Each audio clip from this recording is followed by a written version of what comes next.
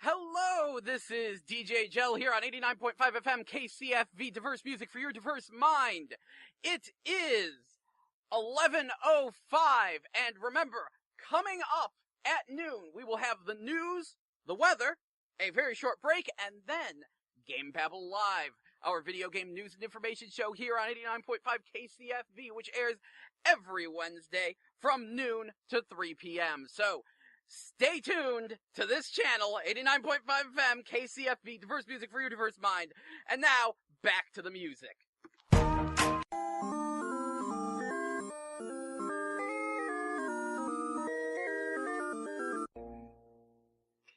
Hello, you are listening to 89.5 FM, KCFV, The Wave, diverse music for your diverse mind. I'm your DJ, Gel. And remember, at noon, we will have the news, the weather, a short break, and then GameBabble Live, our video game news and information show here on 89.5 FM KCFV, which airs every Wednesday from noon to 3 p.m. So please stay tuned and enjoy the music. Thank you. Bring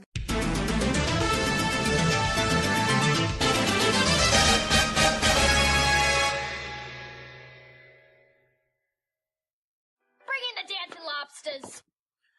Special note, this Friday, on the Doug Brooks Morning Show, I will be there discussing the Nintendo Switch, so stay tuned this Friday from 8 to, I think, 11. At some point in time, I will be there, and it'll be an even better show than usual, I'm sure.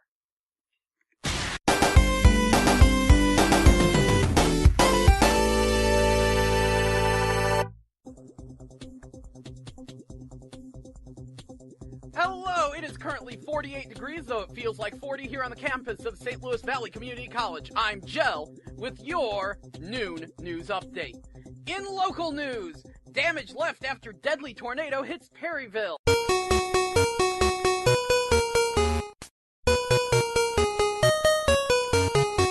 Daylight is giving us a fuller look at the extent of the damage in Perryville. At least one person was killed and several others are injured after a tornado touched down in the city yesterday.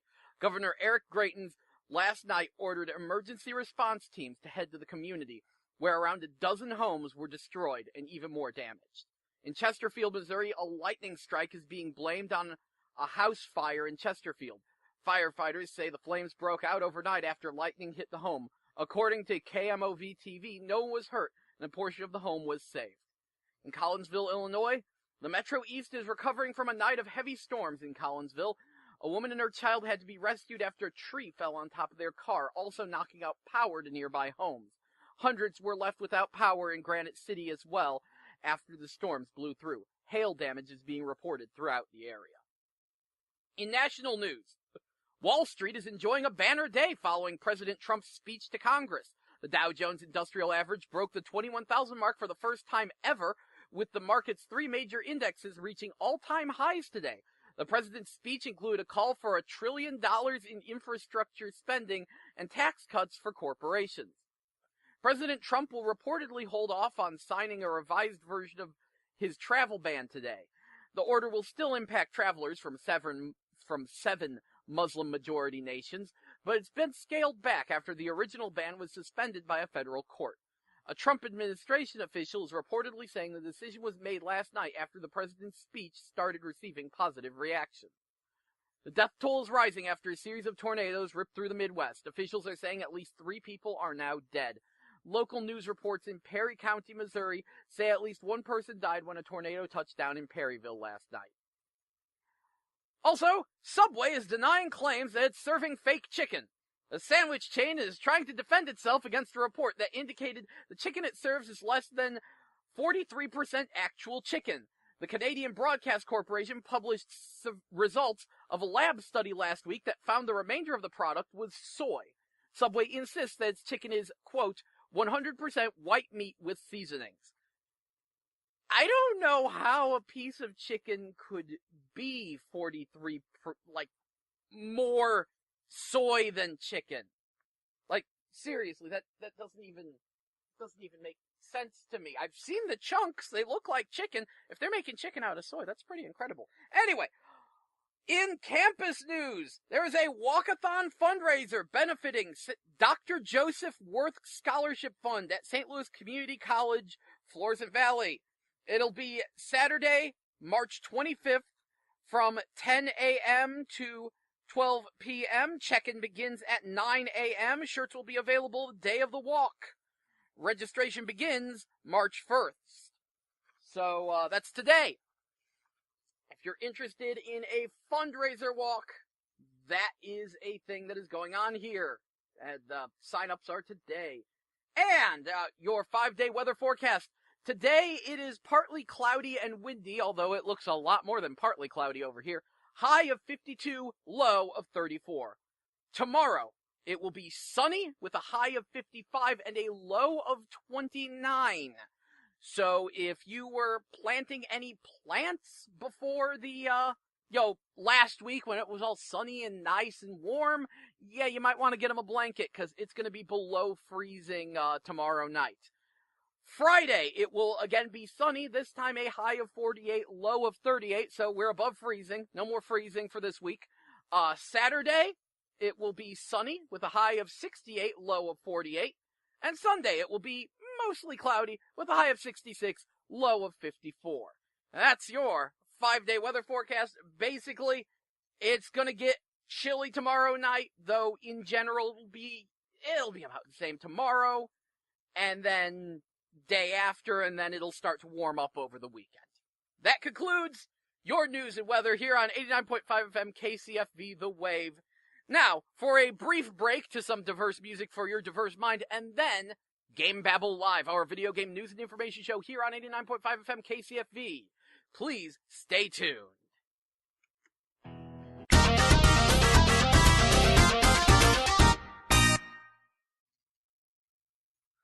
Hello and welcome to GameBabble Live here on 89.5 FM KCFV The Wave, diverse music for your diverse mind. This is your host, Jell, and this is GameBabble Live, our video game news and information show, which airs every Wednesday from noon to 3 p.m. So, every week on this show, one of the things we like to do is, we do what games were released this week, what's coming up next week, and the Anime in Theaters report. And there's usually a part where I talk about the PlayStation VR, which there's a lot to talk about today. Surprisingly, always comes out of nowhere, like the day before the show. Anyway, what came out this week? Well, first of all, Dying Reborn came out on PlayStation 4 and for both the regular PlayStation 4 and PlayStation VR. This was something I was talking about a few weeks ago, because it was only on the Chinese store for a while. Now it's on the American store. It's a horror game, and there's two different versions of it. There's the regular PlayStation 4 version, I think there's a Vita version too that also came out, and a PlayStation VR version. The thing is, the PlayStation VR version is a shorter game. It's only 3 chapters long instead of 6. It's only half the game, but it's half the price, so that's nice. A game called Forma 8 also came out. Ghostblade HD managed to come out for PS4 and Xbox One. I did not see any signs of a Wii U release, though I need to double check that, because they were looking at that. Ghostblade HD is actually a vertical scrolling shooter that was released on Dreamcast, because believe it or not, people still make Dreamcast games. It has a strong following of fan indie developers. They were like, we're going to port this to PS4 and Xbox One, and they did this week. Grim Legends, The Forsaken Bride came out for PS4, along with Horizon Zero Dawn for PlayStation 4. And contrary to some of the early reviews, the game is nowhere near as political as some reviewers were making it out to be. I have not had a chance to crack into it, though I did find out Family Video apparently does get their games the day of launch, because they had that yesterday. Haven't had a good time to sit down with it yet, though. Professional Farmer 2017 Gold Edition came out for PS4. The Incredible Adventures of Van Helsing Extended Edition for PS4. The Walking Dead, the Telltale series, A New Frontier came out for PS4 and Xbox One, along with Torment Tides of Numenera for PS4 and Xbox One. Also today, A King's Tale Final Fantasy 15 will be coming out for the general public on PS4. That's a retro-style 8-bit beat-em-up that was a pre-order bonus for Final Fantasy 15 that's also a prequel and talks about what King Regis did. That's finally going to be available to the public, along with Arcade Archives Neo Geo NOM 1974. That'll be tomorrow. And on Friday, we've got World Rally Championship 6 for PS4 and Xbox One. Ikimu, Splinters of the Dark Shard for Xbox One. It's apparently a 3D adventure game based on a comic series with no words from 2007? I don't know, I had to Google that one because Ikimu? But okay, it looks like a darker Adventure Time. But the big news, this Friday, the Nintendo Switch comes out. And I will be debating the Nintendo Switch on the morning show with Doug, which airs from 8 a.m. to 11 p.m., I believe. So this Friday, be sure to tune in and listen to that. I'm sure it'll be a hoot. But anyway, Nintendo Switch comes out Friday. What are the launch games? In the boxed releases, we have 1-2 Switch, Super Bomberman R, The Legend of Zelda Breath of the Wild, which will also be coming out for Wii U, so let's give our last salute to the Wii U. Skylanders Imaginators Starter Pack and Just Dance 2017. However, in the downloadable games, we won't have any virtual console games at launch for some reason, but we will be getting Fast RMX, which is a sequel to Fast Racing Neo. That is a thing to keep your eyes on. I picked up Fast Racing Neo. Game was super good. It's basically an F-Zero style futuristic high-speed racer. So that'll be nice to have on your Switch. Human Resource Machine, I Am Setsuna, which is available on PS4 and Xbox One right now, and that was Square Enix's attempt at making a new retro-style RPG. That'll be downloadable for your Switch as well, along with Little Inferno, which I swear that was a launch download on the Wii U as well, wasn't it? Shovel Knight Spectre of Torment and Shovel Knight Treasure Trove. Wonder what the deal is with those. I really should look that up. Snipper Clips, Cut It Out Together. Vroom in the Night Sky, and World of Goo, which I think was also a launch download for the Wii U. Either way, those will be the downloads for the Nintendo Switch, and I'm kind of disappointed because we're not getting a pile of Neo Geo games like Japan is. Seriously, looking up the Japanese release list looks way better, but good news! Nintendo Switch will let you make, supposedly, it's going to be region-free, and you can make accounts for other regions. So I know when I get my hands on the Switch, what I'm going to do first order of business after getting my account set up, I'm going to make a Japanese account. I'm going to get some Japanese Nintendo points, and I'm going to go buy Waku Waku 7 because that's what life is all about. Don't question it, just this.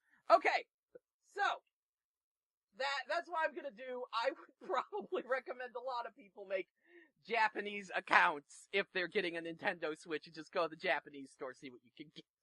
Anyway, next week, Lego Worlds will be available for PlayStation 4 and Xbox One.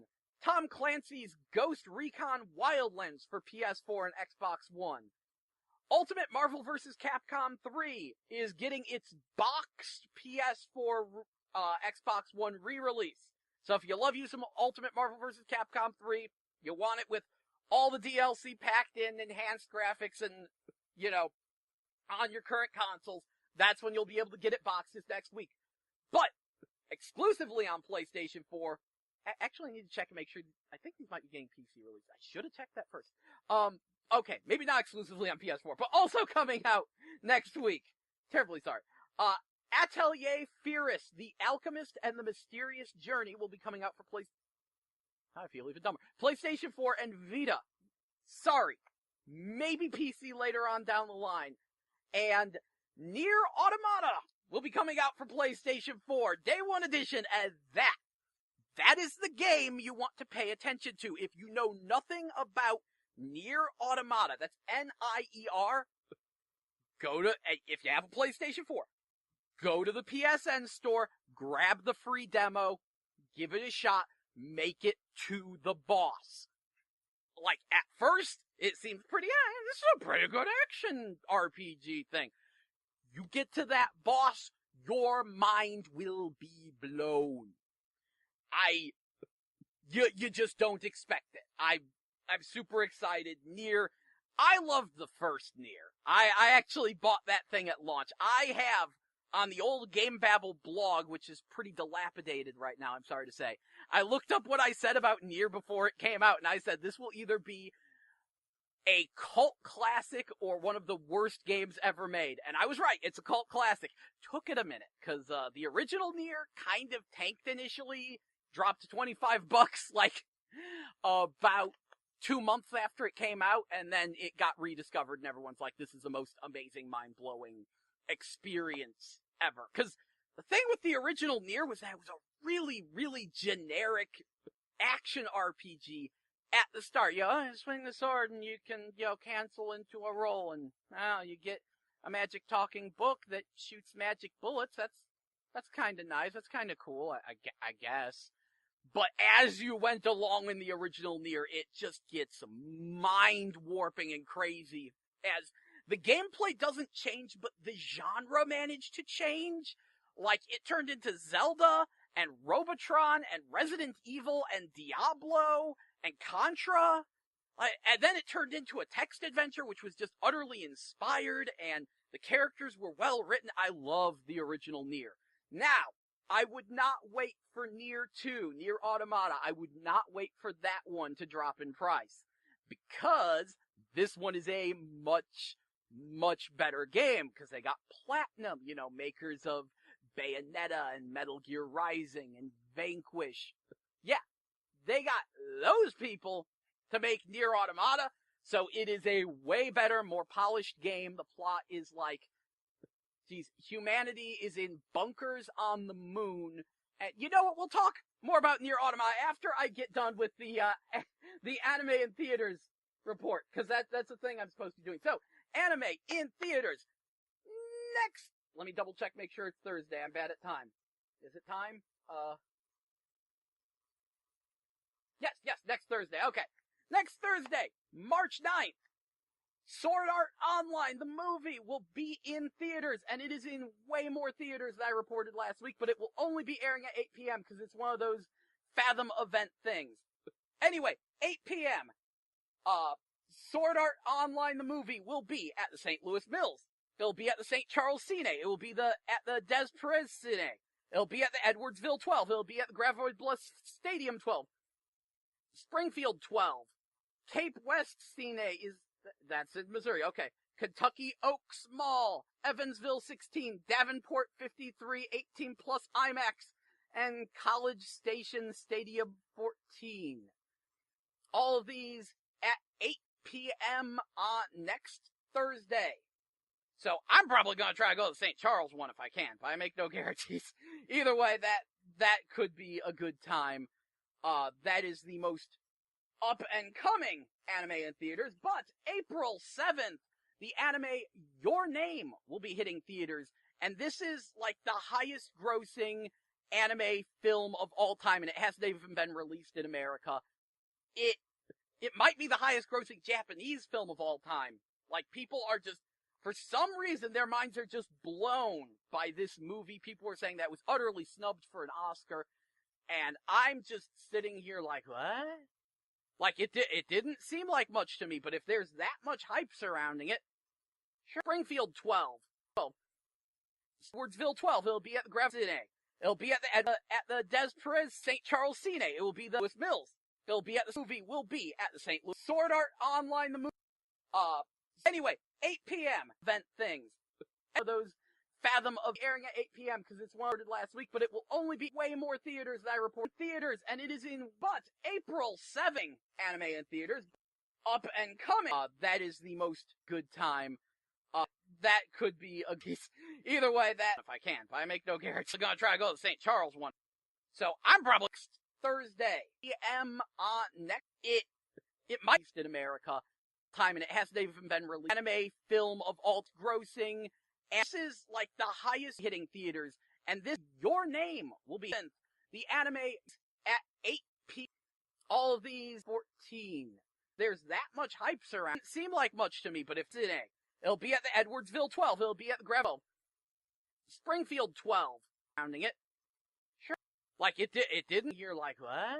And I'm just sitting in Oscar. And way more theaters than I reported last week, but it will only be airing at 8 p.m. because it's one of those Fathom event things. Anyway, 8 p.m. Sword Art Online the movie will be at the St. Louis Mills. It'll be at the St. Charles Cine. It will be at the Des Perez thing that was utterly snubbed for Thursday. So I'm probably going to try to go to the St. Charles one if I can, but I make no guarantee.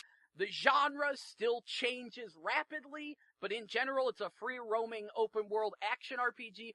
And a lot of people are saying, oh, well, the game's only 7 hours long, which, I don't know, 7 hours for an action-y game like that seems pretty good. But here's the deal. After you beat the game, you can go back and play through it, and there's a bunch of other campaigns after you beat the game, each one filling in more and more of the story and adding new twists to it. I hear one of the campaigns is just completely a top-down shooter, and yeah, so you're supposed to play through the game multiple times. There's a ton of side quests you can do. It's only 7 hours long if you speed through it.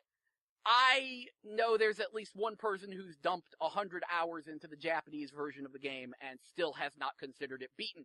So, that's a good sign. But I'm just very excited for Nier Automata. That is the big game release for next week. I'm gonna kick you back to the music for a quick minute as I double check and see if that's coming to PC yet or not, what the deal is. Because they've been a little iffy on that. Same thing with Atelier Ferris. I forgot to just see if any of these games were getting PC releases. So, I'll let you get back to the music, and when I get back, we'll see what's coming out on, came out on PC. Terribly sorry about that. Anyway, this is Gel with GameBabble Live here on 89.5 FM KCFV. Diverse music for your diverse mind. Please enjoy some of that diverse music. Oh! And crazy news! It's the noon period, so that means it's local artist time, and we've got coming up One-Eyed Monster by the Jeremiah Johnson Band, who's apparently local. Please enjoy, and thank you for listening.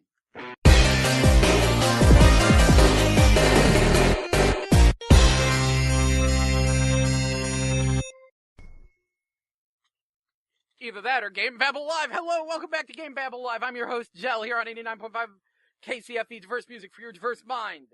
This is GameBabble Live, our video game news and information show, which airs every Wednesday from noon to 3 p.m. So, before the break, I told you what came out this week, what's coming out next week, and I forgot to check and see what of these things had PC releases. Good news! Next week, Marvel vs. Capcom 3 will be getting a PC release. Atelier Ferris, The Alchemist and the Mysterious Journey, will be getting a PC release. And Nier Automata will be getting a PC release at some point in time. It could be next week. It's still listed as first quarter of 2017. So, well, let's see, first quarter ends at the end of March, so sometime next month, Nier Automata will be on PC. So, if you're as excited about it as I am, and you don't have a PlayStation 4, or you just prefer playing games on PC, it'll be coming to that. But, the demo's on PS4, so again, have PS4, try that demo. Also, speaking of things that make me way too happy, since last show and this show, I spent a lot more time with Ys Origins.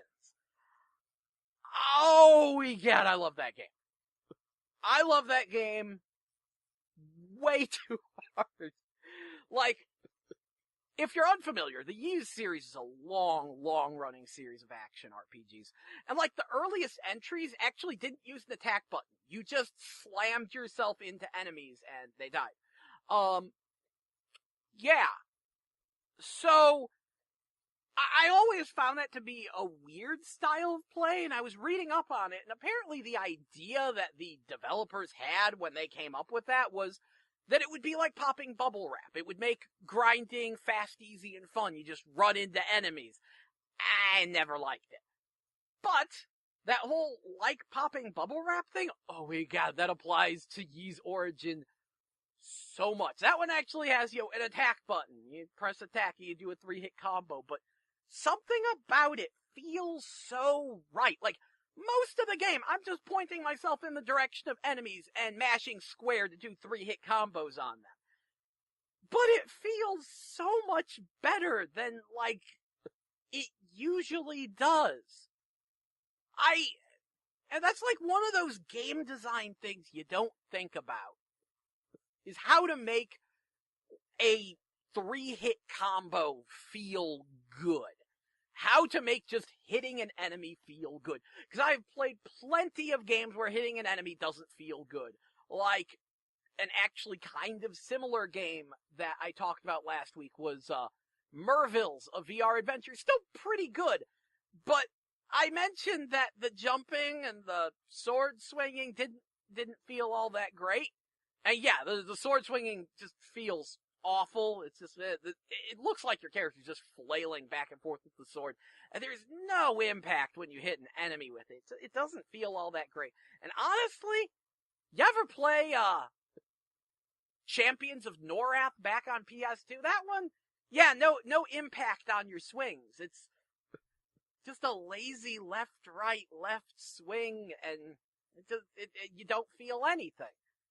But then you play Ys Origin, and it's like, oh egad, every hit feels right. It's something about a balance between the animation, how far you move forward, how far the enemy gets knocked back, how much they're stunned, and probably something with sound effects and things like that too. But it just feels so right. I've caught myself a lot of times this past week, like, whenever I'm like, I want to play a video game, and I don't know what I want to play, I would just go to Ys Origin and, like, grind a little bit. I'd be like, yo, what, I don't even care, I'm just gonna load up my game, go a room or two back from the last save point, and just go back and forth, wailing on enemies, because enemies respawn when you leave and re-enter a room. That's been a lot of what I'm doing. I'm up to the second boss now, which is a giant centipede thing, and that thing's a little tricky.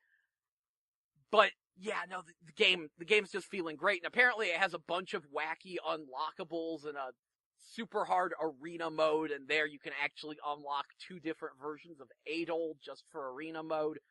I'm really excited about unlocking the 3rd playable character, the Claw, who apparently I have to beat the game with both of the existing playable characters first. And I will say, I'm not as big a fan of the mage guy. He just kind of shoots bullets everywhere. Yeah. So in other news, Nintendo Switch comes out this week. There will be no virtual console at the US launch, which is weird. Nintendo's always been bad about that. They've never had the virtual console ready at launch. In fact, if I recall correctly, the Wii didn't have the... Was it virtual console, or was it... No, I don't think the Wii had virtual console at launch. I think that took a little bit, but I know it didn't have the rest of the store up at launch. That took a freaking year, which was dumb. But, yeah. So weird that they don't have virtual console at the US launch of the Switch. And people are complaining about controller desync issues. Apparently, when they remove the controllers from the system to play it, wirelessly and stuff, and like a console, they're reporting that it loses connection with the system. Okay, that's not a good sign. That is, hopefully, that will be ironed out. We'll see. I'm gonna be talking about the Nintendo Switch, by the way, this Friday, sometime between 11 a.m. and not 11 a.m. I'm sorry, 8 a.m. and 11 a.m. I will be on the morning show with Doug. We'll be talking Nintendo Switch. It'll be a blast. It all depends on when I wake up. I'm gonna try to get there early. But yeah. So definitely tune in to the morning show this Friday, somewhere between 8 a.m. and 11 a.m. And I will keep you posted about it. And I'll be there. It'll be interesting, I'm sure. So that's the thing to look out for. Also, let's see, I dumped a little more time into Princess Baker 1. It is hard. You would think that it would be simpler and easier than Princess Maker 2. No. Princess Maker 2 has a lot more going on. It's a lot more complex, but Princess Maker 1 is really hard. And the reason why? The morale system. I did not expect this. I did not expect the morale system. Basically, what it is one of the stats is morale. And come to find out, when you, let your daughter rest, the morale drops. Not as fast as stress, but the morale does drop. And once it reaches 0, she goes delinquent. And then she can't work, and just is lazy in school and is useless. And, had a little trouble figuring out how to raise morale. The secret, you have to do volunteer work at the church. That actually doesn't raise stress at all. It barely pays anything, but it raises morale. So you have to, I'm sure there's other ways to get morale. I know giving her a stuffed animal raises morale too. But in general, you need to do a lot of volunteer work at the church in that game. I still haven't made it through my first playthrough of that game yet, because there's no keyboard support, so it winds up going a lot slower than when I'm playing 2. But that's what's going on with that. Moving right along. Let's see. Freedom Planet 2 has passed Steam Greenlight. That's good. If you've never played Freedom Planet, it is a indie Sonic clone of sorts. Like, it started as a Sonic fan game and then wound up being way too good. And so they said, hey, you know what? We're gonna make this, like, not a Sonic fan game. We're gonna make our own universe and our own story, and we're gonna sell it as an indie game. And it was fantastic. It's also available on Wii U. Really good game. There is a demo of Freedom Planet 2 out, so you can probably just search around and find that. Plays just as good as the original. They're trying to move away from the fact that it seems like such a Sonic clone. They've given the characters a different art style so they will look less like Sonic characters. There's now 4 playable characters. They've all been expanded. It looks really, really promising. Hunt down the demo and give it a spin. Because imagine Sonic mixed with the Super Nintendo version of Sparkster. That's kind of what it feels like. It's way more combat-centric than Sonic ever was. It's really good. Also, hey, while we're talking about the Nintendo Switch, guess what? On the, 3DS and Switch on March 9th comes the most pointless remake ever. Blaster Master Zero. It is an 8-bit retro-style remake of Blaster Master. Yes! An 8-bit retro-style remake of an 8-bit retro game. Congratulations! You've taken an NES game, rebuilt it from the ground up to make it look like an NES game. Having said that, they're making a bunch of gameplay tweaks. They're adding in some cutscenes. There's some story tweaks that I really don't like. It's still about rescuing a frog named Fred, but Fred's like now a frog that was frozen in ice and is mysterious and stuff, and is like an extra cool looking frog. And Jason is now like a genius robotics engineer. Yeah, not a fan of that. I kind of like the original story of, hey, it's some kid, and he's got a pet frog. Oh no, the pet frog escaped, found a radioactive box, turned giant, fell through a hole. Kid falls through the hole, and there's just randomly a hot pink tank there, and an underground world full of monsters. He's like, I got a tank. May as well rescue that frog. Kinda want my pet frog back. And I love the fact that later evolved so much that he wound up becoming like the secret protector of the Earth from this underground menace. Because there are further Blaster Master games. Even though Blaster Master 2 on Genesis is awful, Blaster Master Blasting again on PS1 is really fascinating. Because that one, that one actually makes the old Nintendo Worlds of Power Blaster Master book canon. Yeah, way back in the late 80s, early 90s, they did novelizations of video games, which were sold like through the Scholastic Book Club and stuff. And 2.5 of those actually became canon. Blaster Master was one of them. Shadowgate was the other, and the half one is Mega Man 2, because honestly, the Worlds of Power Mega Man 2 book bore a striking resemblance to the plot of Mega Man X, I'm just saying. And yeah, the Worlds of Power book is still canon in Blaster Master Zero because Eve is still there. That was the major addition to the Nintendo Worlds of Power book, was that the hot pink tank, which keeps being painted red in all the games, belonged to an alien girl named Eve, who Jason later falls in love with, and they have the kids, Roddy and I think Ellie was the girl's name? I don't know, but they're the main characters of Blaster Master Blasting again, if you ever poke at that. That game wasn't particularly great, but I still have a soft spot for it. Anyway, that enough about Blaster Master Zero. There's some trailers out. It looks like it's gonna be fun, even though I have some misgivings about them trying to flesh out the canon more and in turn kind of destroying the canon. It's still Blaster Master. It'll be probably, it won't be that expensive, and it looks really fun. The main thing I noticed from the trailers was that it looks like during the top-down segments where you get out of the tank and you're underground and you're like in these caves and dungeons and stuff, and it's top-down view. In those sections in Blaster Master Zero, it looks like you've got auto fire, and if you hold down the auto fire, you can strafe. That's gonna make those sections way more fun. So, pretty excited about that. Anyway, I think it is time for a short musical break, get back to some of our local music, and then, when we get back, we're going to talk about the PlayStation VR report, which I didn't think I'd have one this week. I'm always surprised.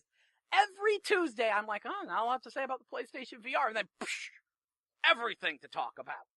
So, stay tuned. PlayStation VR report this week is extra interesting, I promise you. Until then, though, please enjoy the diverse music here on 89.5 FM KCFV, The Wave. Thank you for listening.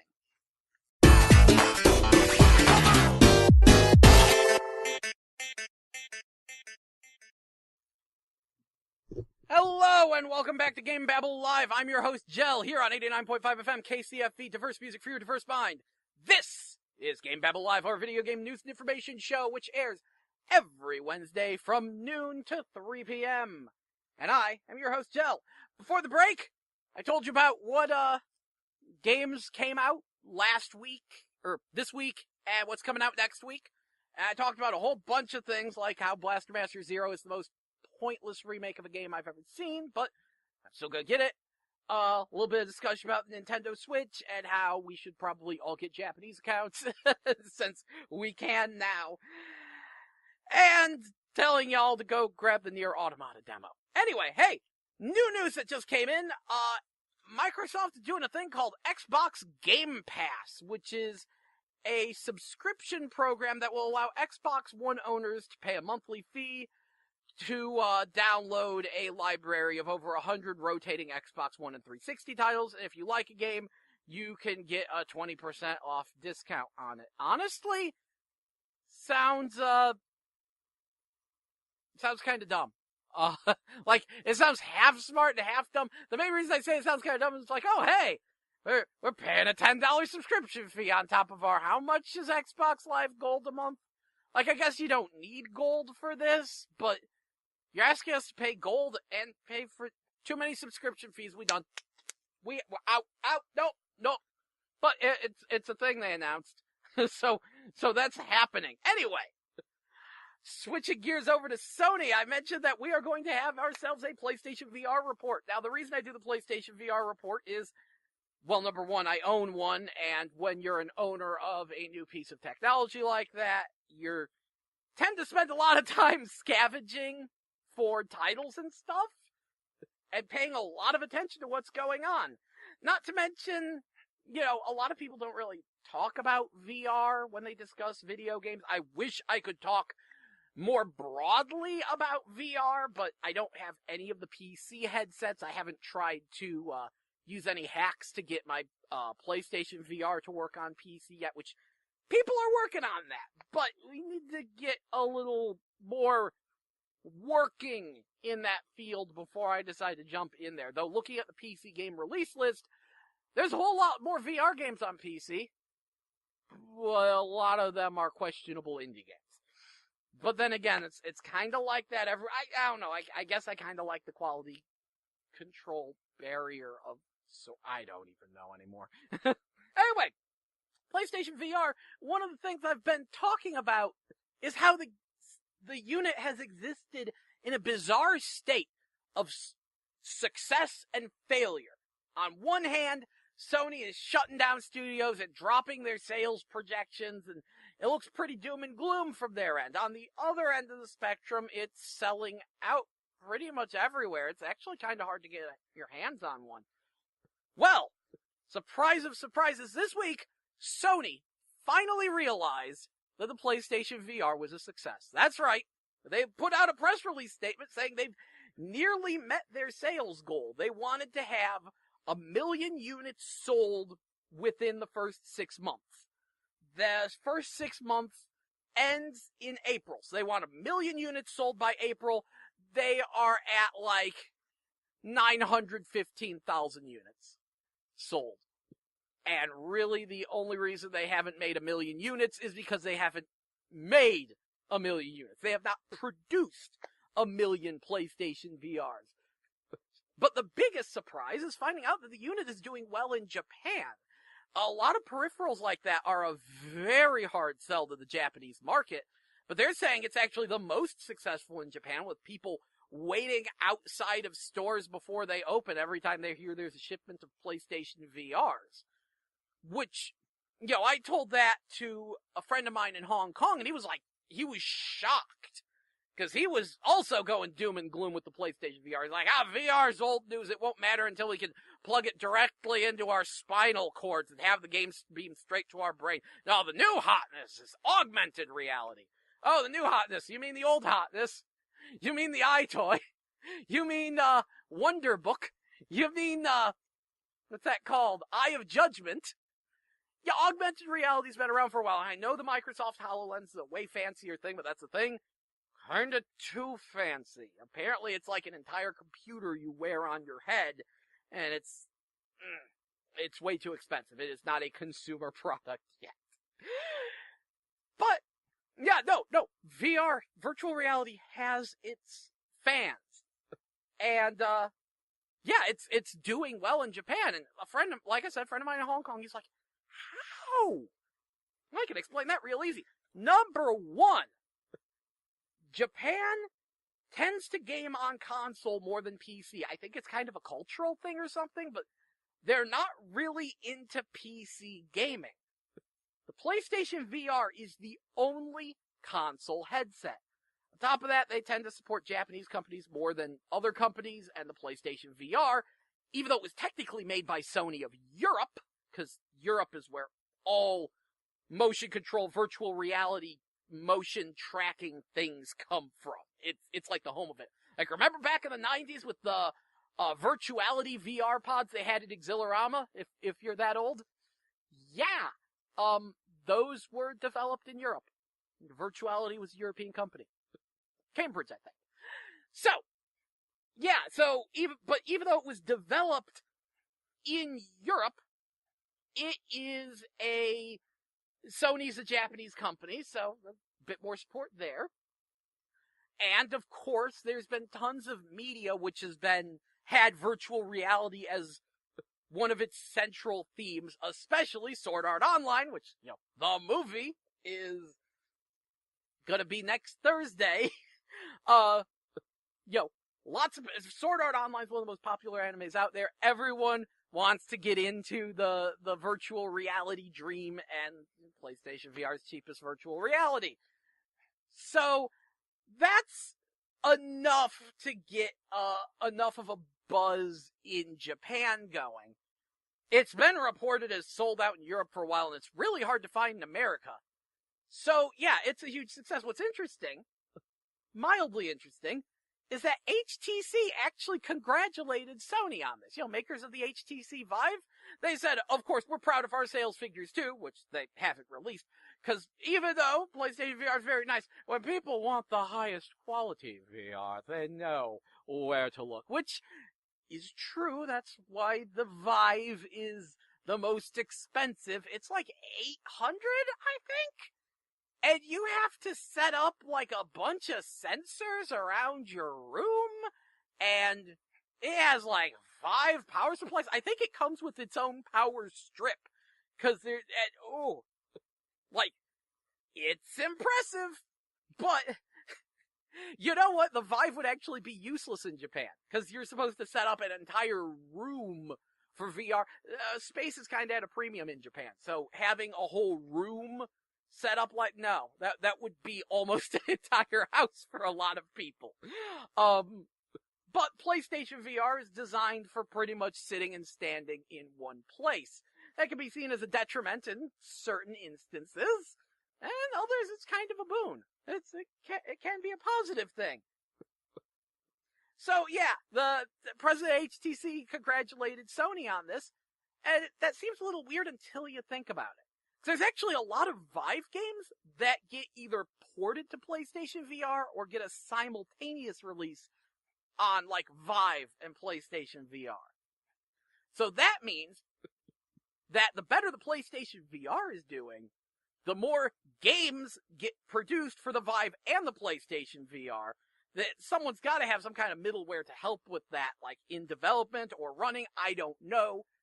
But more VR headsets in general means more games for all, means more sales of headsets for all. So, of course, he's quite happy that the PlayStation VR is doing well.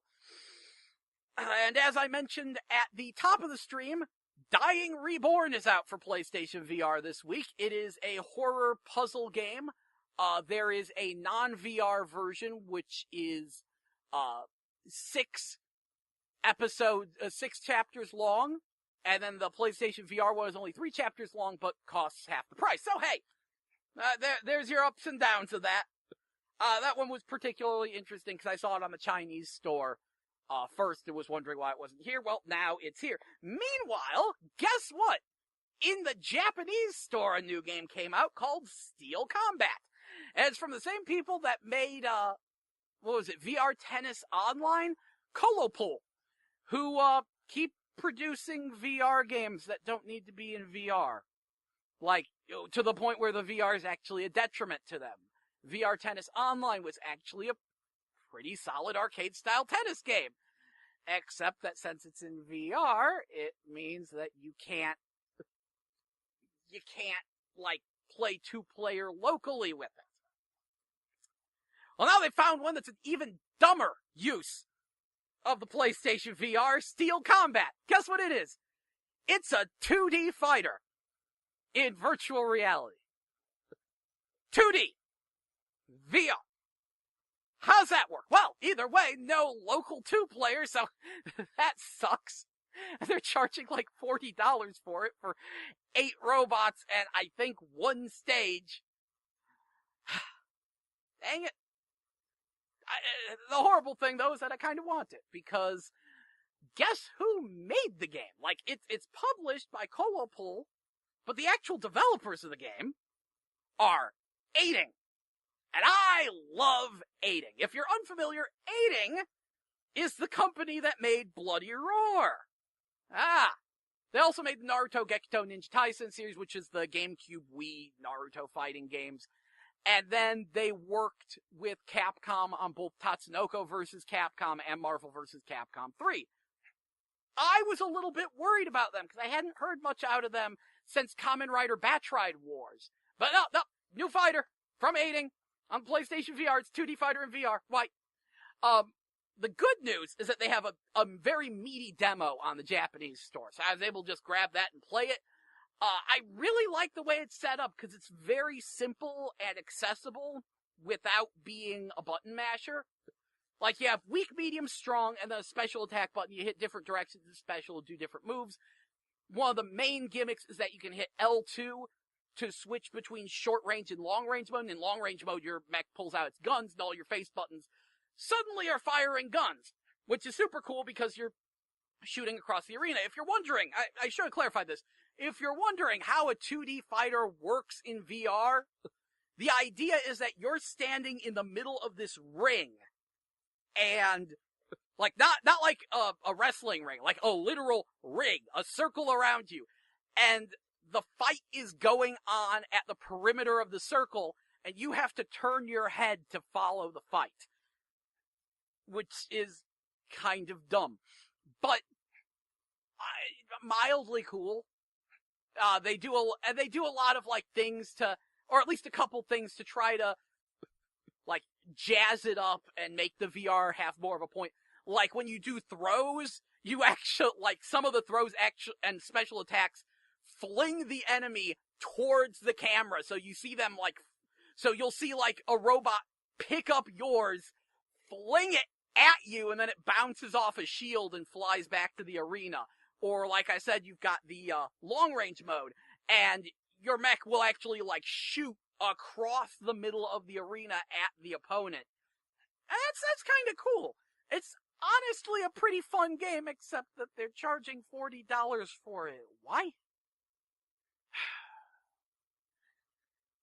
and this is where things start to take a turn for the facepalm worthy, because in Sony's press release for the PlayStation VR, they mentioned that there's like a bunch of great PlayStation VR experiences on the horizon, and they named Steel Combat as one of them. They also named Final Fantasy 15 and Tekken 7, both of which have VR side modes at least coming. In 15, there's going to be a bonus mode where you play as Prompto, and it's basically a shooting gallery, and I'm sure that'll be a hoot. And Tekken 7, whatever the VR mode is, it's not going to be the actual game. It could just be a model viewer for all we know. But Tekken 7 will have some kind of VR implementation, but it's going to be very minor. Having said that, Sony claims that there are 220 PlayStation VR games in development, and that there will be more than 100 released before the end of 2017, which further bolsters the main thing I've been saying every time I do this report on the show: wait a year. That's a good general rule of thumb with every piece of new technology, because the first batch is gonna be buggy and have flaws, and then there's not gonna be a lot of games for it. After a year, you get a much better roster of games to purchase. A lot of the kinks get worked out. You might get a price drop, you might not. In general, it's a good rule of thumb. I should be waiting a year before getting a Nintendo Switch, but who knows what's going to happen with that thing. And that's sort of the thing. I could sit here and say, wait a year all I want. There'll be a ton of people who will still go out and purchase one of these things. But hey, now that I've said wait a year, I'm not responsible. You can't, don't hold me responsible. Cause that is the number one reason why I say wait a year, is I get a little hyped about it because I really like virtual reality. I'm having a hoot. I'm having fun with it. It's a hoot. But I understand that there's not a lot of really big experiences on it. There's Resident Evil 7. That's the main one. I like Riggs a whole lot.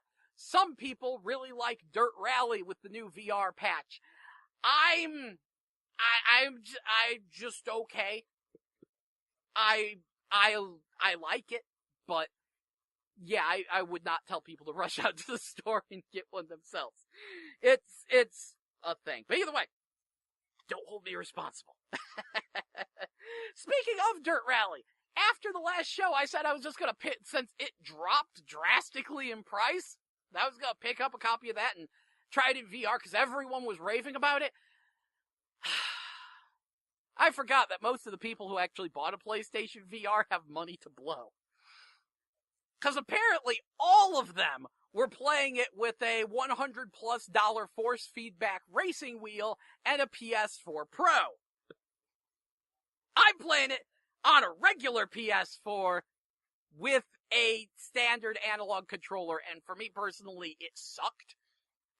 Keep in mind, I'm not a big I don't play rally games. I had no interest in Dirt Rally until it was in VR. But what I played of it, I was like, these graphics would be bad on PS2 with the way they had to downgrade the graphics. Everyone's been saying, oh, it looks so much better than Drive Club VR. Yeah, on the Pro. On a regular PS4, it's like the worst looking VR game I've played, and I have Mervilles. It would be embarrassing for a PS2 game. When I have the virtual body, like, turned on, because I like having a virtual body in the game, I notice that I can see the edge of my neck hole, and if I look up even slightly, my head clips out of the car and the windshield. And I'm not feeling the game. It's probably my biggest VR disappointment, and everyone else is raving about it. I think a lot of that has to do with them having PS4 Pros and the force feedback racing wheel. Because rally driving, like, you don't actually race against other people. It's all like a big time trial, and you're really fighting the track, because it's off-road, it's bumpy, it's difficult, and when you have a force feedback racing wheel fighting you the entire way, while being surrounded by the entire car, and looking through it, and having a wheel fighting you, on top of having a PS4 Pro to make the graphics not look terrible. This is like the first game where I can safely say the graphics look terrible without a Pro, if you're playing it in VR. Like, in general, the whole Pro upgrade thing has been very minor until Dirt Rally VR. But yeah, like, if I had better graphics and a force feedback steering wheel on top of being surrounded by it, I'm sure my mind would be so blown. But it's not. So, word of warning about Dirt Rally VR. A bunch of people are raving about it. I am not feeling it. It's gotta be the wheel and the system. Having said that, I am now going to keep my eyes peeled for force feedback steering wheels because I want to try that. Because you can also use that with Drive Club VR, which I have. Also, Drive Club VR is the game that, like, made the most people sick. I didn't get sick from that one. I got sick from Scavenger's Odyssey because it has the stupid blinders. Stupid nausea-inducing anti-nausea measures. So, that's where we're at with that. Oh, hey, I'm gonna put out a random piece of news for you. Get this. And I was looking at the 3DS game release list. Coldcept Revolt is coming to 3DS in August. I know, that's a long ways down the road, but I didn't think we were getting a new Coldcept ever, let alone a 3DS one. Little weird. And it's got art by, I can't believe I forget her name, but the artist who did the, like, Zero Escape series and Code of Princess, and did the Capcom art for Capcom vs. SNK series. Yeah, she did the art for the new Coldcept, which will be out on 3DS in August, and to anyone who's a fan of Coldcept, I can't believe it. There's gonna be a new Coldcept in America. If you're unfamiliar, Coldcept is what you get when you mix Monopoly with Magic the Gathering. Quite literally. It's like Monopoly, but every time you pass go, you get mana. And instead of putting houses on the different spaces, you put monsters there. And in order to take a space from a player, you have to fight and beat the monster that they put on that square. And the monsters, of course, come from a deck of cards. It's pretty nutty. First one to come to America was back on PS2. I think the first one ever was on Saturn? Maybe PS1? I know there was a Dreamcast version. We got the first game when it was ported to PS2. Then we got Coldcept Sagas on 360. And now we'll be getting Coldcept Revolt on 3DS in August, which, as of right now, looks like one of the last 3DS games? Which is disconcerting? For America, anyway. Because, like, I don't know, I'm seeing kind of a split. It looks like Nintendo of America thinks the Switch will be replacing the 3DS, and Nintendo of Japan doesn't. That's the vibe I'm getting, and that's worrying. We'll see how that plays out. It could just be that just no one's released release dates for a lot of 3DS games. I don't know. Anyway, that is plenty to talk about before another break. Yeah, we'll take ourselves another quick break. When we come back, I will discuss the fact that Naughty Dog isn't Naughty Dog. Stay tuned for that. But until then, please enjoy the music here on 89.5 FM KCFV The Wave, diverse music for your diverse mind. This is Jell with GameBabble Live, and we will be back after a short break. Thank you for listening.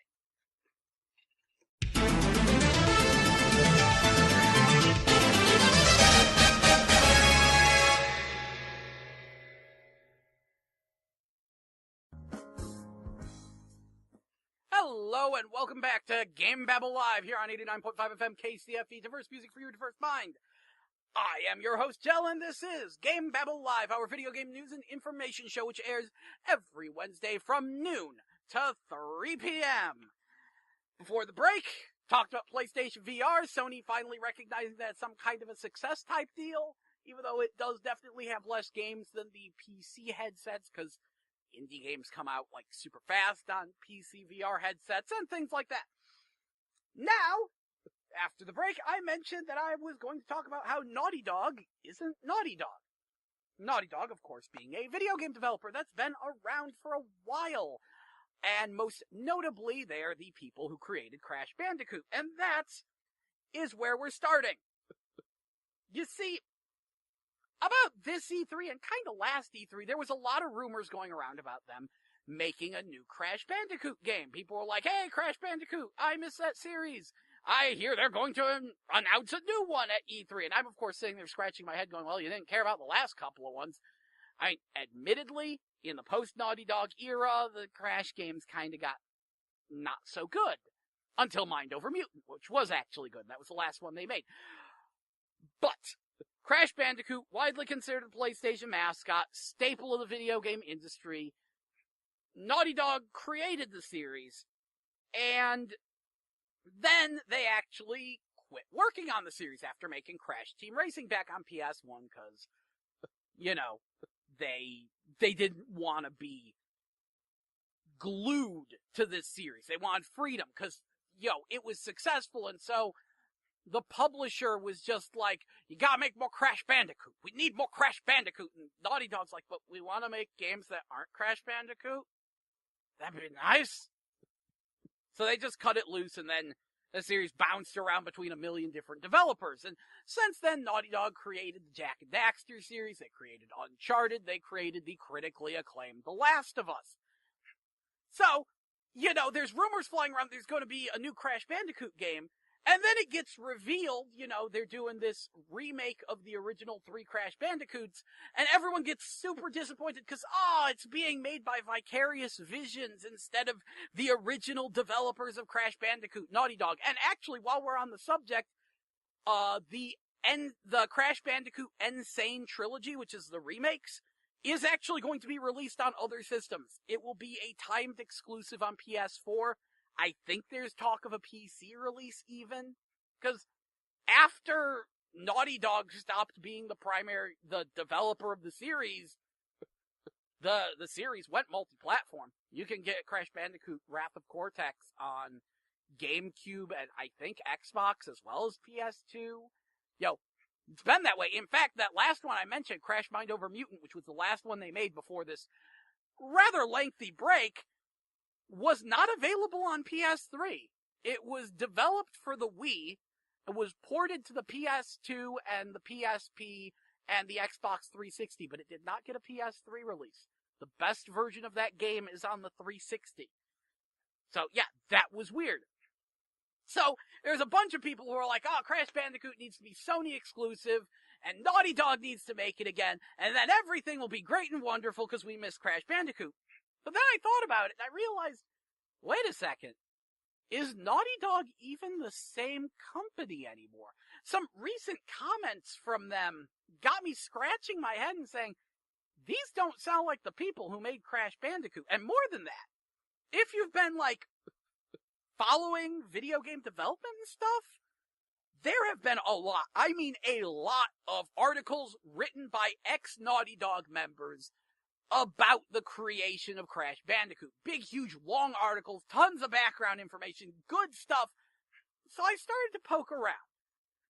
I knew that the head artist for Crash Bandicoot, Charles Zambelius, no longer works at Naughty Dog, and he now teaches art at, like, an animation school. It's some college. You can look him up. He's got a blog where he posts, like, a ton of Crash Bandicoot production artwork. Honestly, way more than you'll find in the Art of Naughty Dog art book. That was one of the other things that tipped me off.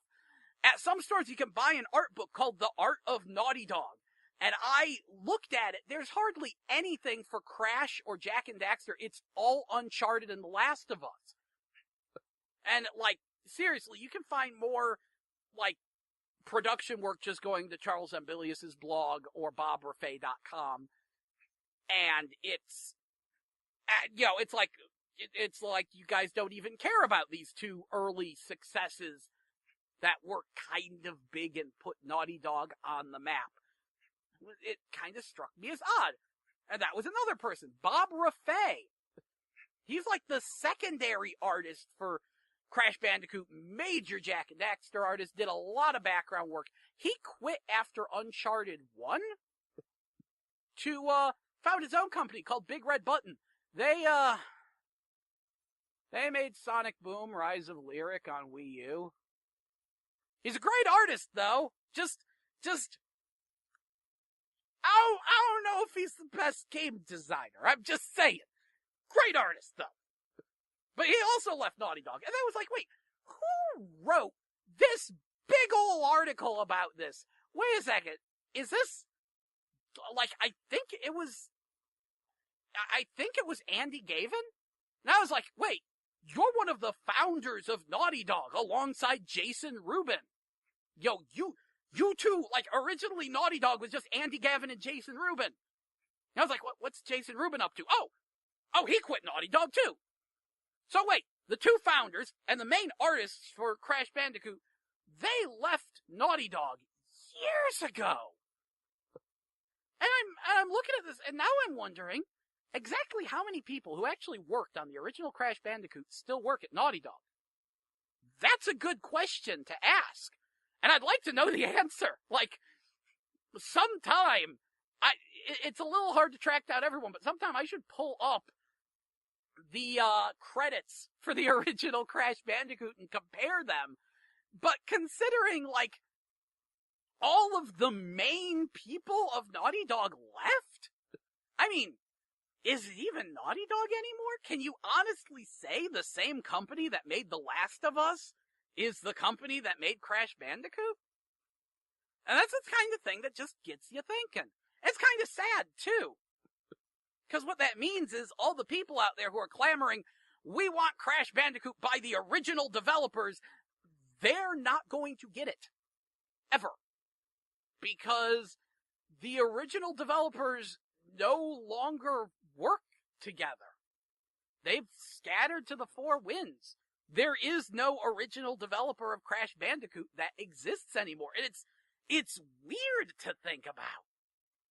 Because Crash Bandicoot, that's the number 3 platformer. It's Mario, Sonic, Crash. Those are the big 3 platformers. And the people who made Crash Bandicoot they vanished. They left. They're doing their own thing. They're teaching art at an animation college and working in other industries. A few of them are still in gaming, but yeah. You just don't think about that, do you?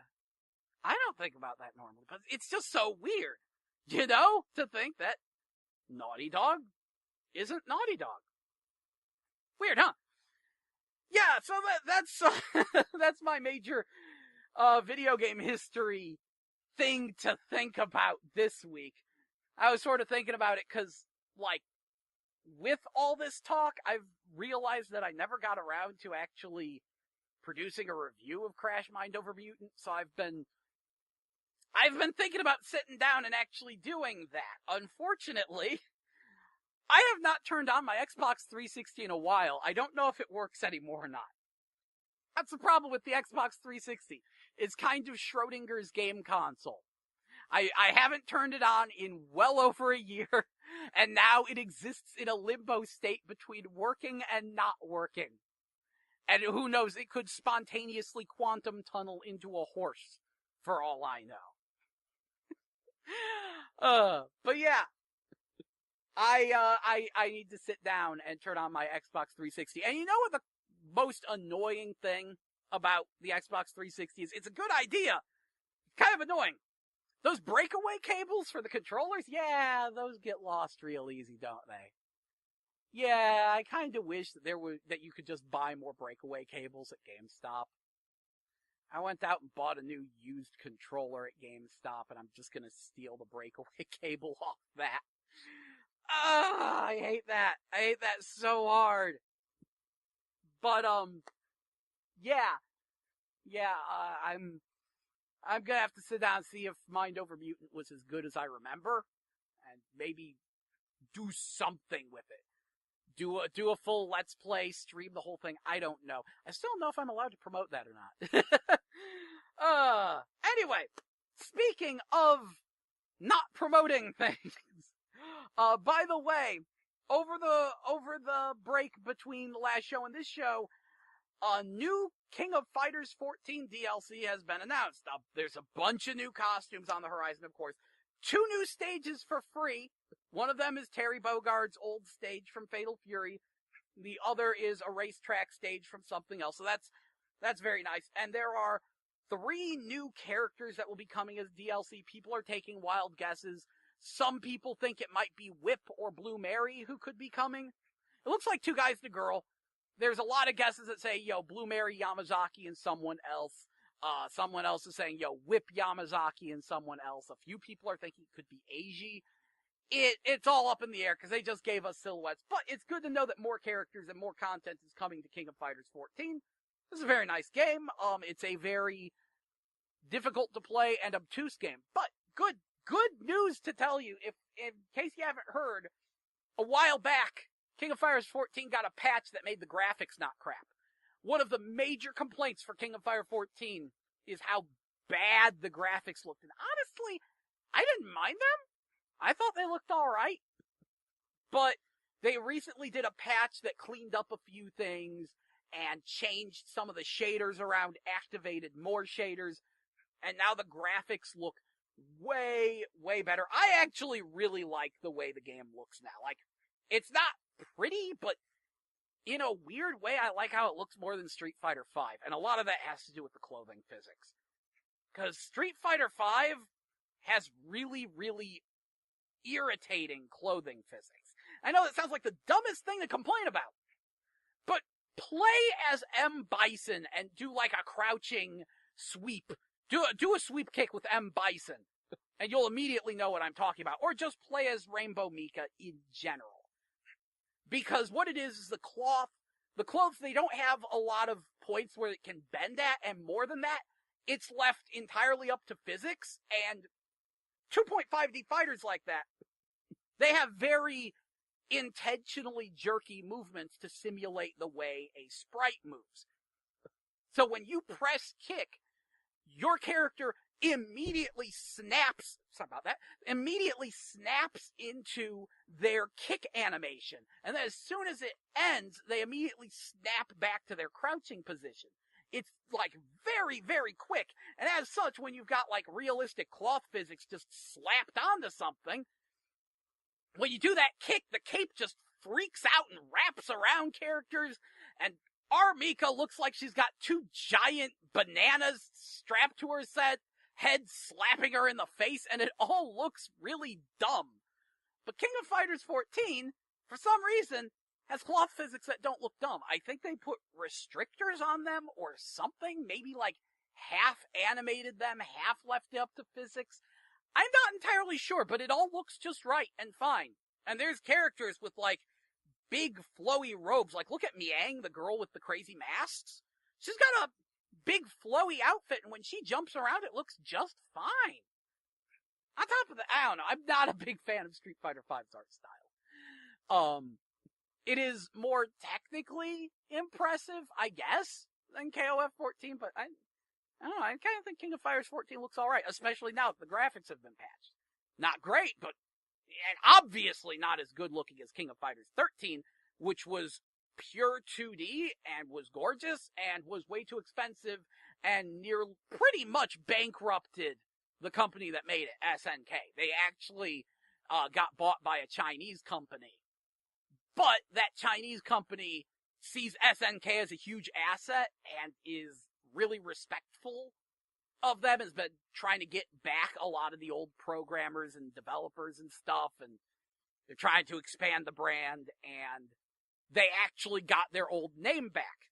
If you're unfamiliar with the saga of SNK, first of all, you ever go to an arcade and see those bright red cabinets that have multiple games in them? That's a Neo Geo. And that was SNK's baby. That was what they made. That was what put them on the map. That was the home of King of Fighters for the longest time. They used to be the #1 rival of Capcom, the makers of Street Fighter. That was their thing. That was SNK. However, it was either 2000 or 2001, in the middle of Dreamcast generation, shortly after completing the game Cool Cool Tune, which is a music game they released on the Dreamcast, they were bought out by a Chinese... Was it a Chinese? They were bought out by a pachinko machine company. I forget if they were Chinese in origin or not.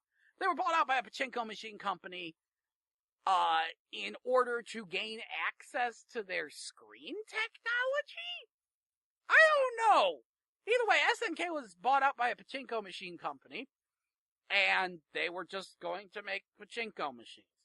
So, everyone at SNK left, and King of Fighters 2001 actually had to be made by a Korean company called Eolith, while they reformed into a company called Playmore. Then, Playmore managed to find a loophole in their legal agreement with the original pachinko machine company to be able to name themselves SNK Playmore. By the way, the Playmore name is actually a reference to the game Psycho Soldier, the game that, well, kind of the game that Athena came from. Athena technically came from the game Athena.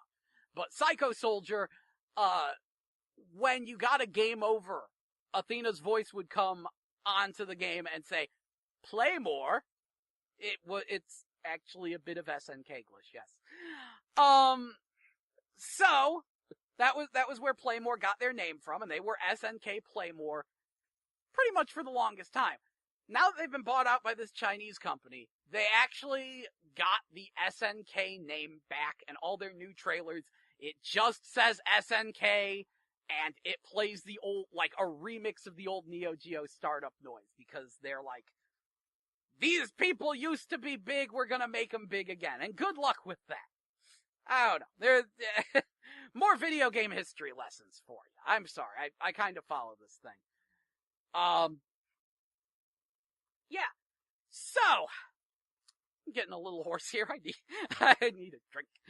So, I am going to kick it back to the music for a little bit, and then a little bit after 2, we're probably going to start recapping all of the things that we've talked about today.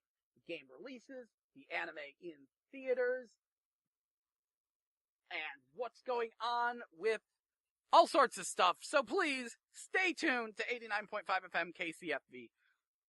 Diverse music for your diverse mind. I'm your host, Jel. This is GameBabble Live, and I hope you stay tuned for more of GameBabble Live. Thank you very much for listening, and enjoy the music.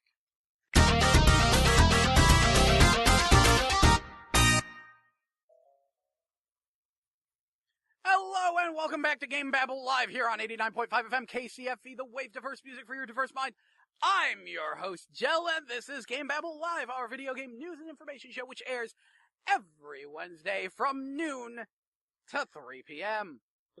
So, we have talked about a whole bunch of things, and now that we're coming up on the last hour of the show, it is time for recaps. So, what came out this week? And anytime computers want to cooperate with me, you know what I love? Touchpads. I love laptop touchpads. It's not like they don't give me any end of trouble. Okay. So, first of all, Dying Reborn for PlayStation 4 and Vita and the PlayStation VR. It is a horror puzzle game. The PS4 and Vita version is actually different from the PlayStation VR version because they're actually twice as long and twice the price. Forma 8 came out for PlayStation 4. Ghostblade HD, a Dreamcast vertical scrolling shooter, has received a PlayStation 4 and Xbox One port with a PC port coming next week. Grim Legends, The Forsaken Bride is available on PS4. Horizon Zero Dawn is the big game of the week. It's a big AAA hunt robot dinosaurs as a red-haired woman with a bow game, and it seems pretty cool. Some reviewers are making the game sound way more political than it actually is. Ignore them, please. Also, Professional Farmer 2017 Gold Edition is available on PlayStation 4. The Incredible Adventures of Van Helsing Extended Edition, PlayStation 4. The Walking Dead, the Telltale series, A New Frontier is available on PlayStation 4 and Xbox One. Torment, Tides of Numenera, available on PlayStation 4 and Xbox One. A King's Tale, Final Fantasy 15, that's that pre-order bonus, retro-style side-scrolling beat-em-up that talks about, the past of King Regis. That is finally available, like, regularly for PlayStation 4 and Xbox. I think it's on Xbox One as well. Anyway, Arcade Archives Neo Geo NAM 1975 will be coming tomorrow. And on Friday, we've got World Rally Championship for PlayStation 4 and Xbox One. Ikimu Splinters of the Dark Shard for Xbox One, which is some kind of 3D Zelda-ish adventure game based on a comic with no words. And the big news this Friday, Nintendo Switch, which will be launching with 1-2 Switch, Super Bomberman R, The Legend of Zelda Breath of the Wild, which will also be available on Wii U, Skylanders, Imaginators, and Just Dance 2017. Those are the boxed releases. In the downloadables, we will have Fast RMX, a sequel to Fast Racing Neo. If you want a Wipeout F-Zero style super high-speed racing game for your Switch, that is the game to go with. Human Resource Machine, I Am Setsuna, which is a retro-style RPG, Little Inferno, Shovel Knight Spectre of Torment, and Shovel Knight Treasure Trove. I admittedly don't know what the deal is with those. Snipper Clips Cut It Out Together, Vroom in the Night Sky, and World of Goo will all be coming to the Nintendo Switch on launch day. Next week. What do we got next week? No, you know what else I like? I like Windows 8 and the way that it just pops up Windows when I don't want it to. It's fantastic. Anyway, next week, LEGO Worlds for PlayStation 4 and Xbox One. Tom Clancy's Ghost Recon Wildlands for PlayStation 4 and Xbox One.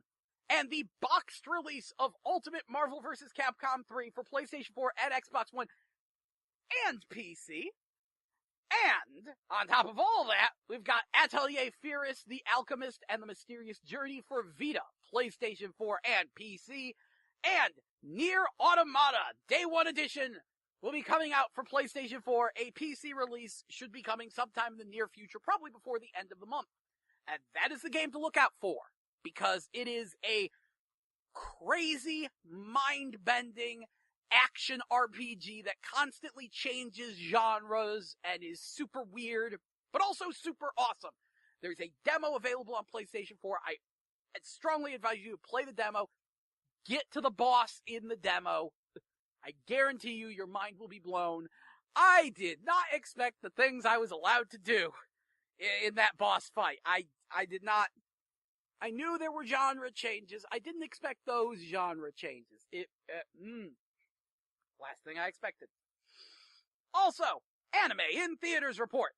Next Thursday, March 9th, Sword Art Online, the movie, will be playing one showing, 8 p.m. at, like, a bunch of theaters now. It'll be at the Mills. It'll be at the St. Charles Cine. I highly recommend getting online and seeing the gigantic list of... do I have the gigantic list of theaters pulled up? Still no. Okay. Highly recommend getting online and checking what theaters you want to see it at. But yes, next Thursday, 8 p.m. Super hyped about that. Well, actually, no, I don't care about Sword Art Online, but I care about anime in theaters, so I'll probably see it. April 7th, the anime Your Name will be hitting theaters. It is apparently like the highest grossing anime film of all time. Quite possibly the highest grossing Japanese film of all time. People are saying it was snubbed for an Oscar. The hype for it is real. apparently, I'm just kind of sitting here scratching my head, and then it's like, if it's that big of a deal, I guess I'll go see it. What else have I got to do April 7th? Probably something else, but now I'm curious. Also, sometime in April, we still don't have a date, the first Crunchyroll anime movie night will be sometime in April. I'll keep y'all posted here on GameBabble Live here on 89.5 FM KCFV whenever I figure out when that day is going to be. So, in other news, I spent some more time with Ys Origin. That game is amazing.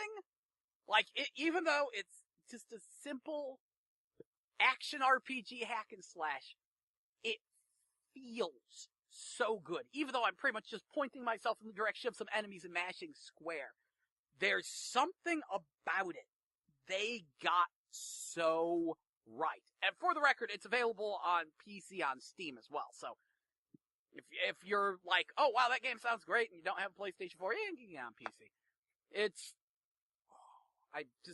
I am surprised how much I am liking that game. Sony actually admitted that the PlayStation VR is doing well. Yeah, like, they've spent a lot of time being idiots about that and dropping their sales expectations and panicking, and it has been selling out in every country. Apparently, there are lines outside of stores in Japan to get their hands on a PlayStation VR. In America, it's tricky to find. In Europe, it's been sold out. So the only reason they haven't sold 1 million units yet is because they haven't produced 1 million units yet. While we're on the subject, Nintendo of things and units being produced. Nintendo Switch is this week. Mentioned that. No virtual console at the US launch, but good news.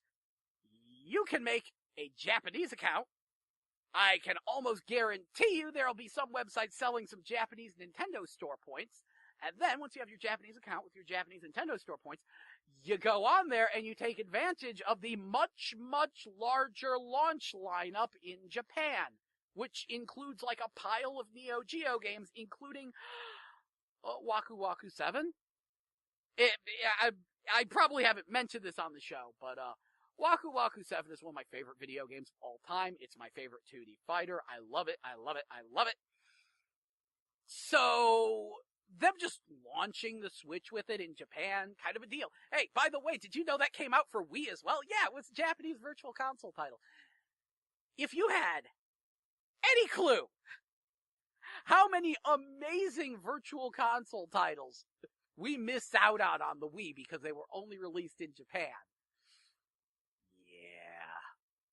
Yeah, this is why systems need to, number one, go region free, which thank goodness the Switch is region free, and number two, they need to let me make accounts for other regions, so that way I can just buy things from their stores. Because sometimes it's less of a headache. I also mentioned that Princess Maker 1 is really hard, because I actually think it's moral and not morale. But the morals system, yeah, whenever you let your daughter rest, her morals drop. Very slowly. And if they ever hit 0, then she goes delinquent and she winds up being useless and can't work and doesn't pay attention at school. So what you have to do is either spend a ridiculous amount of money on stuffed animals, or you have her do volunteer work at the church, which does not raise her stress levels and will give her morals. It barely pays anything though, but it lets you freaking rest. That one, you know, Princess Maker 1 has way less stats, but there's way more balancing to do. So, pretty well. Meanwhile, I mentioned that King of Fighters 14 has announced a bunch of DLC, a bunch of new costumes are coming out, 2 new stages will be coming for free, and there are 3 new characters on the horizon, no clue what they are. Also, Freedom Planet 2 has passed Steam Greenlight. Freedom Planet is a fantastic Sonic-inspired action platformer. It's got a bit more of a combat focus. The original Freedom Planet is on Steam and Wii U. I love it. There's a demo. I highly recommend you try it. There's also a demo of Freedom Planet 2, which is trying to be a little less Sonic, try to forge its own identity, but it's... I don't praise a lot of indie games. But that one wowed me. I'm usually not a fan of a lot of indie games, but that one really blew my mind. Also, I know this is far in the future. Concept Revolt will be coming to 3DS in August. Yes, that's a ways away, but I'm just happy to hear we're getting a new Concept.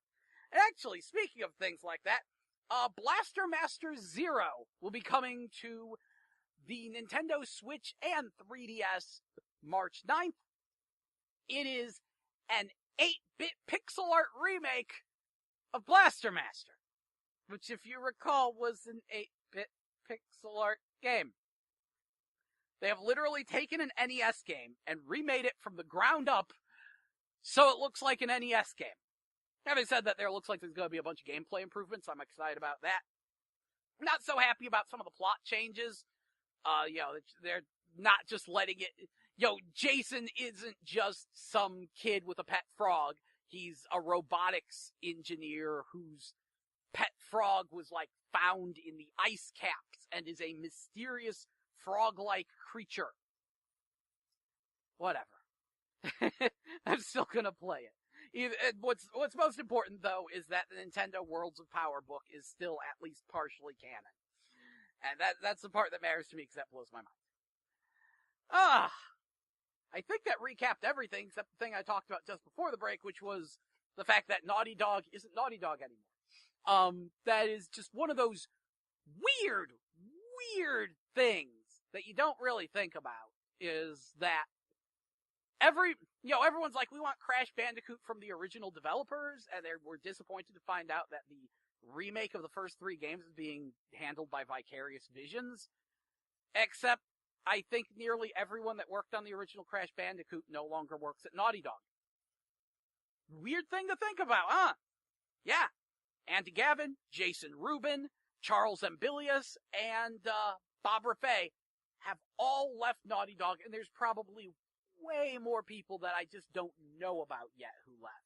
So, the company that made The Last of Us is really not the same company that made Crash Bandicoot, even though they share the same name. I know, weird, huh? Also, something I forgot to mention. Guilty Gear Xrd. Crap, I need to look up what day that actually is, but the, Guilty Gear Xrd, Revision 2, the one that adds Baiken and Answer, as well as, new episode side story mode stuff, that will be coming within weeks of Injustice 2 and Tekken 7 this summer. So in the middle of summer, we're just gonna get all the fighting games. Again. This actually keeps happening. All the fighting games seem to come out at the exact same time, within weeks of one another. You just have this month of fighting. It happened last month with BMX games, or motorcycle games, rather. Had a bunch of motorcycle games all come out one after another. Kind of weird. You might want to space those releases out, folks, but whatever.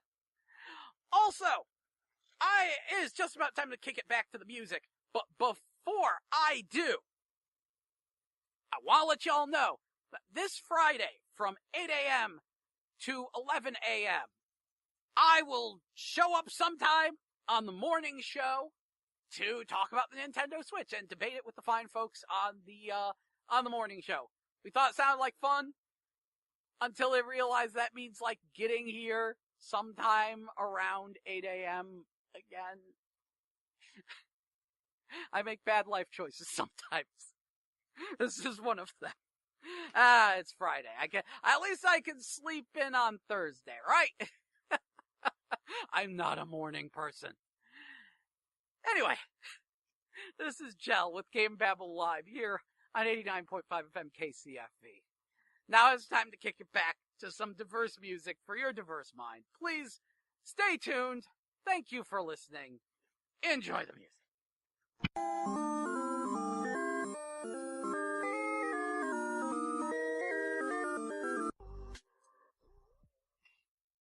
Hello and welcome back to GameBabble Live here on 89.5 FM KCFE. Diverse music For your diverse mind, I'm your host, Jellin. This is GameBabble Live, our video game news and information show, which airs every Wednesday from noon to 3 p.m., meaning we are coming up on the end of the show. This is the last half hour of the show, and I have recapped all sorts of crazy things that I've talked about, which is good because my recapping computer has decided to be stupid.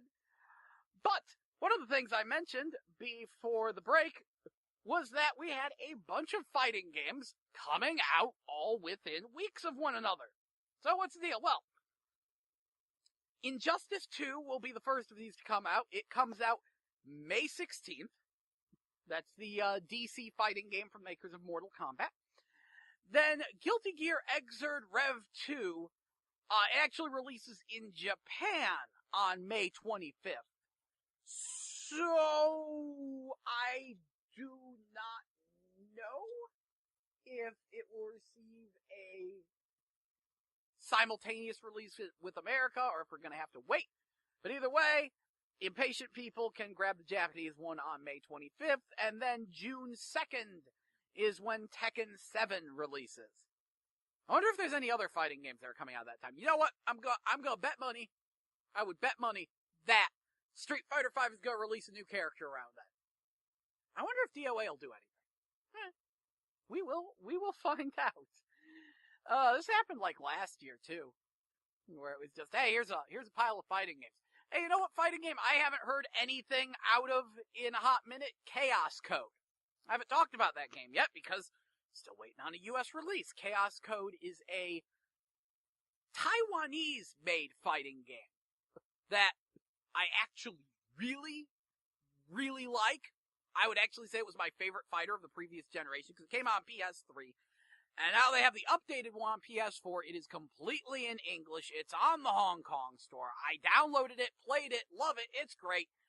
It's supposed to get a US release. It came out in English, completely ready to go in like November? Where is it? I was actually hearing it was supposed to be out by February. It's March now. I still don't see anything on it. They literally don't have to do anything. Just put it on the store. Why is it not here? Because I want to tell everyone about how great the game is. Because the sprites are a little jank. They've been working on fixing them up. And, you know, it's very much a fighting game made by about 10 people, but the character roster is nuts. You know, we've got a fighting chef who, like, uses sausages like nunchucks and has an air throw where he wraps you in a giant pot sticker. And he has another attack where he, like, does a spinning, flaming, flying walk attack. He fries you like he's frying rice, and then he's got a table flip super, and it's just so fun. It has just such wacky characters and such good music, and it's designed to be fun. Like, I'll tell you right now, it's kind of completely broken. The combos you can do in that game are stupid in their length, but the game is just way too fun to play, and has good netcode. It has the BlazBlue netcode, because Arc Systems Works actually handling the publishing. I think I just realized what the problem is. For some reason, Arc Systems Works' American publishing branch, Axis Games, they've been kinda wonky. A lot. So, I'd like to know why they haven't published the game yet in America. If you wanted it, you could just get it off the Hong Kong store, but I don't want to tell people, hey, everyone rush to the Hong Kong store and get this game. Gotta jump through some hoops for that. Honestly, I can't tell people to go get the game anyway, because this is a non-profit station, so I can't do any promotion here. I can just tell you my personal opinion. My personal opinion is, oh my god, I love this game. I love Chaos Code. What are those fine lines you have to walk when doing a video game news show? Because, like, there's, you know, it's a very commercial product we're talking about here. It's like, what is the fine line between discussing video game news and being a massive shill? That is the question for the ages, isn't it? Anyway, hey, good news. There's another game that'll be coming out the week. Actually, no. Christ. Next Thursday for the Switch. There's a game called Voez. It looks to also be Taiwanese made. It is a music game. I hear it's available on tablets. It's gonna be played entirely with the touch screen, so that means you can't use it as a console. But it looks like it could be fun if, you wind up with a Nintendo Switch and you're like, oh, geez, now I need games to play on it. Voez looks like it might be fun. So, yay for that. Yay for that indeed. And yeah, as I mentioned earlier, Guilty Gear Xrd Rev 2 will be adding a thing called Episode Mode, which will give storylines for the characters that don't have storylines and tell little side stories and things of stuff that's happening in the background. So you get to find out what Jam was doing for most of the story, what Dizzy was doing for most of the story. And that'll be really nice. I'd love to see what Dizzy was doing. Because in the actual Guilty Gear Xrd story, she pops up, shoots a gamma ray, and leaves. I don't even think she gets a spoken line in the game. Guilty Gear Xrd is nice. So yeah. That is some stuff. Anything worth recapping? Probably just the fact that next Thursday is the theatrical release of the Sword Art Online movie. It will be airing at 8 p.m. There's one showing. It will be at a bunch of theaters. It's a fathom of that thing. But it will be at both the Mills and the St. Charles 18. If I can get away with it, I'm gonna go to the St. Charles 18. Because I like those seats. those are some nice seats. So, that's about what I'm looking at there. And speaking of fighting games, in Japan they released a demo for a PlayStation VR fighter called Steel Combat. It's 2D fighter in VR. It's as pointless as it sounds. The VR is kind of a detriment because it means you can't play 2-player local. For some reason they're charging $40 for it. But it's made by Aiding, the makers of Bloody Roar, and that makes me happy. I'm sorry, I am a huge fan of Aiding's work and of the Bloody Roar series. And I wish it would come back. But the fact that Aiding is still making fighting games, and Konami just realized they make video games, because they're making that Super Bomberman R on the Wii, and then they've actually got an arcade game called Bomber Girl. Konami realized they make games again. I know, it's a miracle, right?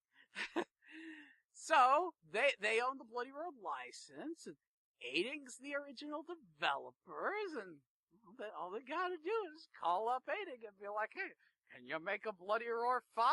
And they can be like, we can make a Bloody Roar 5. And then they could make a Bloody Roar. That would make me happy. I'd say it would never happen, but crazier things have happened.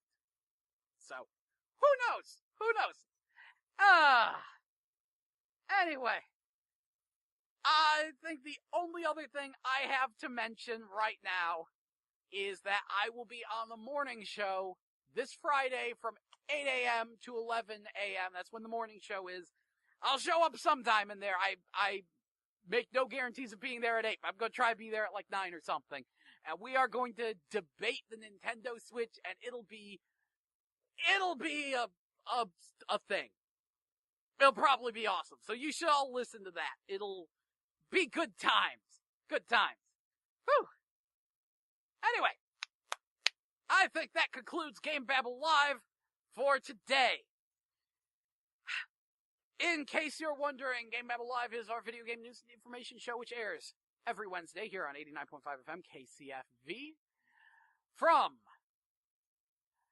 noon to 3 p.m., and we are slowly crawling up on that 3 p.m. mark. It's about 2:45 right now, and I think I am about out of things to discuss. I mean, what more is there to say? A bunch of games came out, Horizon Zero Dawn being the big release of the week. We've got the Nintendo Switch coming out on Friday. Unfortunately, while we will be debating the Nintendo Switch, I will not have one on Friday. I got a friend in, like, the Detroit area who's gonna hook me up with one, but it's gonna have to be shipped to me. And so, I am not going to have it at launch. Didn't even try to pre-order the thing, because I was like, this is a lost cause. And, yeah, she actually pre-ordered too, so she's gonna ship one to me. That'll be awesome. Thank you, Angelica. So, that's a thing. And then next week, Atelier Firis will be coming to Vita, PS4, and PC, along with Nier Automata for PS4, and we don't know when the PC release is. And the box release of Marvel vs. Capcom 3 Ultimate for PS4, Xbox One, and PC. All sorts of good times. And then, yeah, LEGO World and Tom Clancy's Ghost Recon. Mentioned Sword Art Online being in theater March 9th, 8 p.m. See you there. And yeah, that about sums it up. Thank you very much to everyone who has listened and enjoyed GameBabble Live. We will be back next Wednesday from noon to 3-ish. I hope you've enjoyed the show. Now it is time to get you back to some of that music. That diverse music for your diverse minds. Here on 89.5 FM KCFV The Wave. Thank you for listening and enjoy. Hope to see you next week. Even though I can't see you because I'm on the radio and I'm not, like, I don't have psychic eyes or something. Enjoy the music. Thanks for listening. This has been GameBabble Live. Thank you and enjoy. See you next week.